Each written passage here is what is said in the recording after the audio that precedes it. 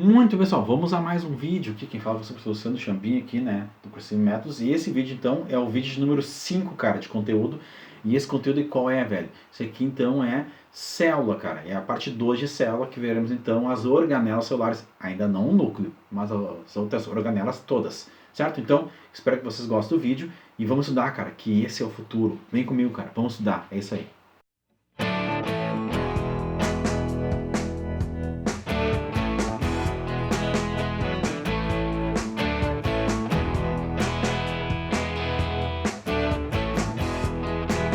Muito bem, pessoal, vamos a mais um vídeo, cara. Vamos lá então, né? Esse aqui é o vídeo número 6, cara, da ordem. E é o segundo vídeo sobre célula, cara. Então, organelas celulares, parte 2. No outro vídeo a gente viu sobre membrana, né? Então agora vamos ver sobre as organelas, o resto delas, né? Menos o núcleo. O núcleo veremos em outro vídeo bem específico, tá? Beleza? Então vamos pegar as outras organelas que não sejam o núcleo. Vamos estudar então, pessoal. Vamos nessa, olha só. Primeira organela é o citoesqueleto, tá? O que é o citoesqueleto? Ele tem uma estrutura tem a função de estruturar a célula, ele vai dar uma leve organização estrutural da célula, tá? Como por ser um esqueleto, então ele vai dar uma sustentação, ele é formado por pequenos microtúbulos, tá? Que aí vem por microtúbulos, cânulos e tudo mais, né? E ele também pode auxiliar no transporte de substâncias dentro da célula, dentro do citoplasma dela, tá? Então tá aqui, como seria essas... Deixa eu montar vocês aqui mais ou menos. Como seria isso aí? Ó, aqui nós temos esses canais aqui em verde, em azul, tudo mais. Isso aqui são os microtúbulos que vão dar a estrutura da célula, beleza? Então vamos lá. Ribossomos, cara, tá? Qual é a função do ribossomo? Produção de proteínas. A função deles é produzir proteínas. Veremos um outro vídeo só como funciona a produção de proteínas, a transcrição, a tradução, tudo isso aí. Veremos uma aula, certo? Esses ribossomos podem estar associados ao retículo endoplasmático rugoso, por isso que ele é rugoso, porque ribossomo são duas caixinhas, assim, duas bolinhas se encaixam, tá? Então, ou ele pode estar no retículo endoplasmático rugoso, ou pode estar livre de citoplasma. Aí, tanto faz, beleza? Depende da célula, o que ela precisa, se ela é muito produtora de proteína, né? Tá? Ele é formado por duas subunidades, a maior e a menor, tranquilo isso aí, né? E eu vou fazer então a tradução na produção de proteína. Então, células que produzem muita proteína vão ter muito ribossomo, muito ribossomo, beleza? Então tá aqui mais ou menos o desenho do ribossomo, olha só. Isso aqui já é um desenho da tradução, né? Que é pegar um RNA mensageiro, certo? E transformar esse RNA mensageiro, o códon dele, não é o anticódon do outro cara lá, para poder formar a proteína, que veremos isso daqui a pouco, né? Outra aula do RNA transportador. E todos esses RNAs se encontram então no ribossomo, que pode estar livre no citoplasma ou pode estar grudado no retículo plasmático rugoso, certo? Vamos lá então. Retículo endoplasmático rugoso, que é onde está grudado o ribossomo. Lembra disso, né? Ele é responsável pela síntese proteica. Então por quê, cara? Porque eu imagino o retículo endoplasmático rugoso como se fosse corredores. E cada porta corredor é um ribossomo, certo? Então imagina que o ribossomo que é uma porta, é um quarto, né? Tem essa porta. Ele joga para dentro do retículo endoplasmático as proteínas e elas vão ser transportadas, cara, até sair dele e até ir até lá para o complexo de Golgi, que veremos depois. Eu imagino sempre a célula como uma fábrica, veremos isso mais tarde, tá? Bom, que mais? As proteínas que são formadas pelo ribossomo no retículo, certo?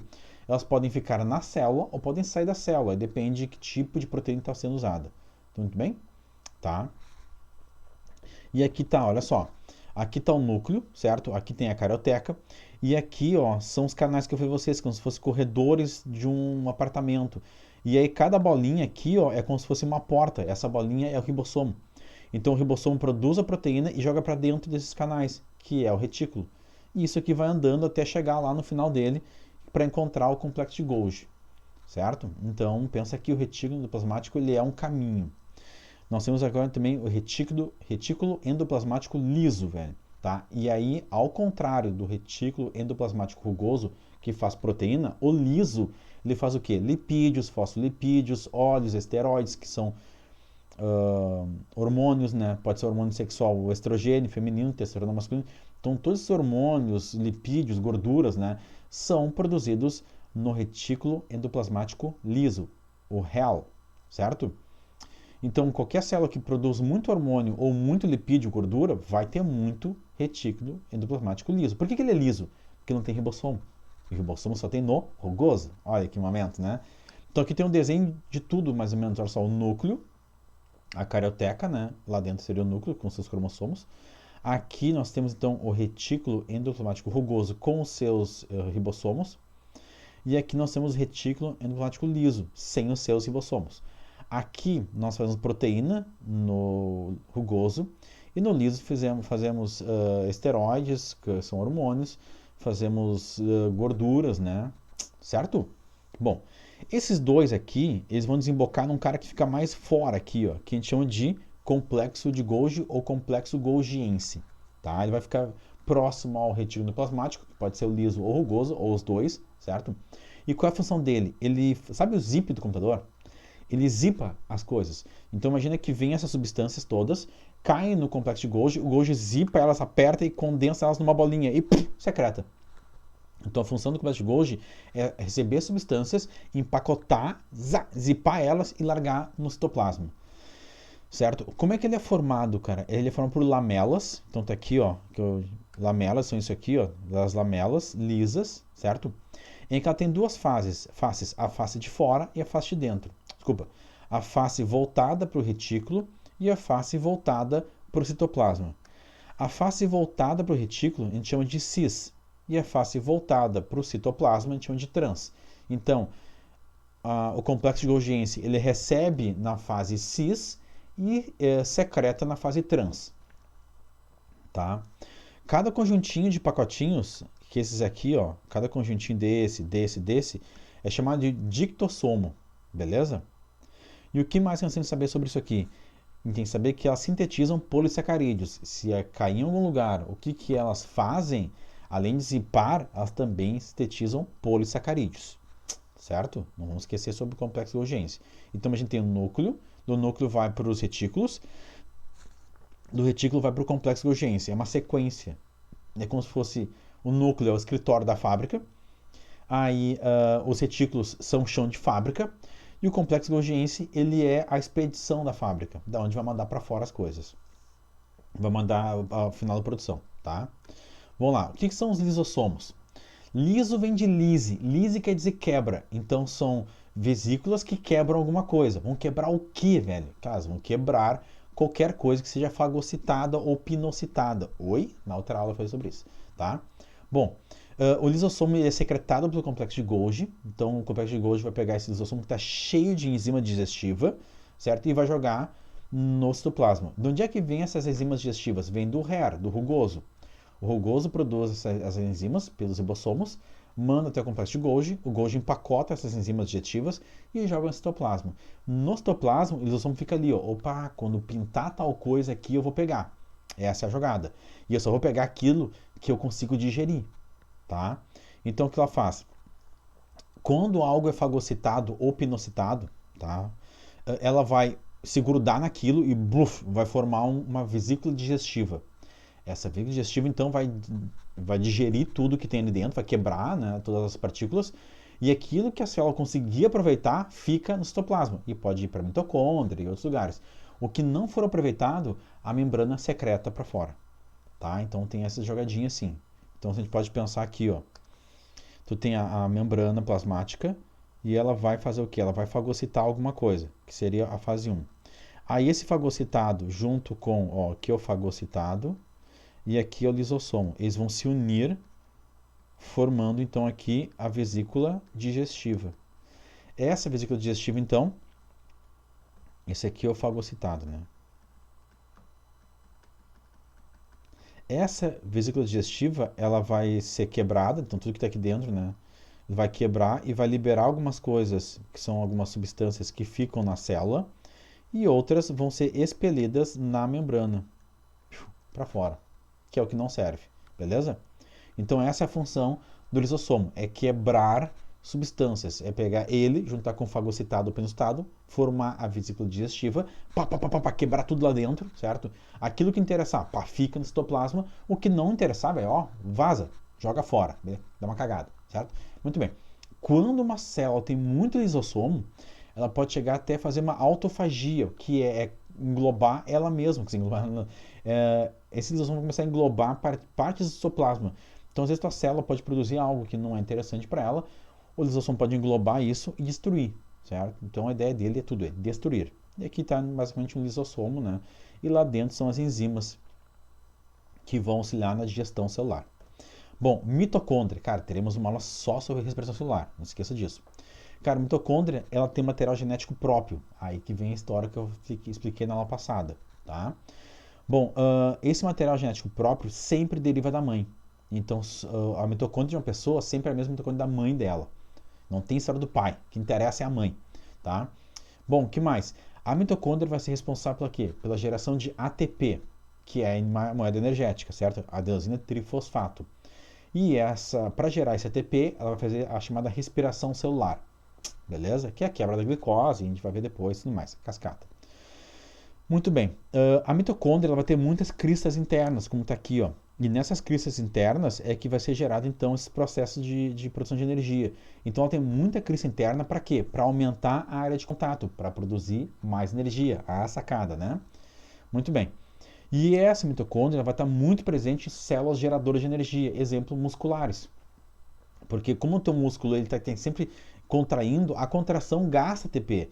Então essa a célula muscular tem que ter muito ATP. Então tem que ter muita mitocôndria para poder fazer a contração muscular. Beleza? Então tá aqui mais ou menos a ideia. Vamos lá, peroxissomos. Cara, o que é isso, cara? São vesículas, certo? Que tem uma dupla camada de membrana. E essa dupla camada de membrana é formada no retículo plasmático rugoso. Tá, beleza? Muito bem. E vai ter várias enzimas digestivas dentro dela. Cara, o que essa enzima digestiva vai fazer?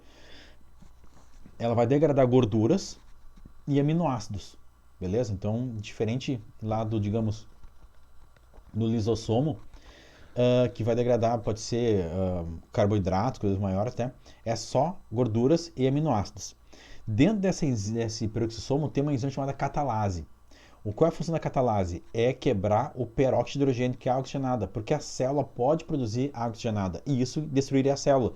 Mas o peroxissomo está lá para impedir que a célula seja destruída pela água oxigenada ou peróxido de hidrogênio, beleza? Então a função do peróxido de hidrogênio, uma delas é quebrar a água oxigenada, para não deixar que ela destrua a célula, porque a própria célula produz isso. Muito bem. Como é que ela vai ser? Não se tem direito assim como é que ela é produzida, porque todo mundo antigamente, né, se confundia ela com o lisossomo. Depois viram que ela era uma organela separada, diferente, com outra função. Bom, o que acontece então? Só sabe que a dupla membrana dela é feita no retículo plasmático rugoso, mas a ideia é que isso vá até a célula e essa dupla membrana fique lá e o peroxissomo ele faça uma autoduplicação para poder se produzir. Tá? Então, diferente do lisossomo, que é fabricado no complexo de Golgi, o peroxissomo estão em estudo ainda para ver como é que ele é fabricado, mas só tem essa ideia, beleza? Tá aqui então o peroxissomo, certo? Mostrando aqui também aqui, ó, o complexo de Golgi, ó, bonitinho, as suas lamelas, né? E aqui um peroxissomo. Vamos lá então. Centríolos, cara, tá? Qual é a função do centríolo? É no centro. Para quê? Para fazer a divisão celular. A função dele é fazer a divisão celular e quando a célula apresentar cílios ou flagelos, auxiliar na movimentação dos cílios e flagelos, tá? Também vai ajudar na organização do citoesqueleto, tá? Sempre são aos pares perpendiculares, beleza? E são microtúbulos, então os centríolos também vão estar a par da organização da estrutura da célula e também na hora de fazer a divisão celular, que eles vão apertar o centro da célula. Aqui está aqui então os centríolos, muito bonitinhos, né? E vamos aqui à última organela que veremos hoje, que é o vacúolo contrátil ou vacúolo pulsátil, que só tem em alguns protozoários chamados paramécios. E qual é a função dessa organela nessa célula, que é um paramécio, né? A função dela é expelir água. Então ela vai fazer um controle osmótico da célula. Então ela faz o que? Por isso que é pulsátil, ela pulsa, espreme e joga a água para fora. Por quê? Porque o paramécio ele é mais concentrado que a água. Então a água entra nele por osmose. Para ele não inflar e explodir, o vacúolo pulsátil e vai cuspindo água para fora. Por isso que a gente chama de vacúolo contrátil ou pulsátil. para jogar a água para fora. Muito bem. Cara, eu separei para vocês aqui 5 exercícios da nossa listinha de exercícios, né? Então vou passar um por um com bastante calma para poder copiar cada um deles, bem na boa, né?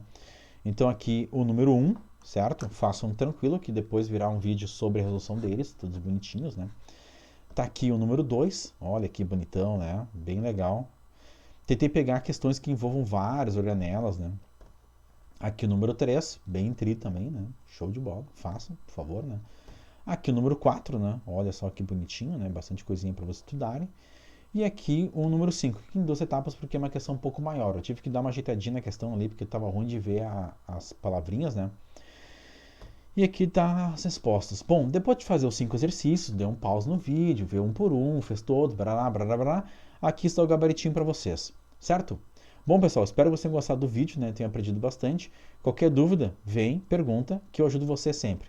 Beleza? Então, pessoal, um abraço e até o próximo vídeo.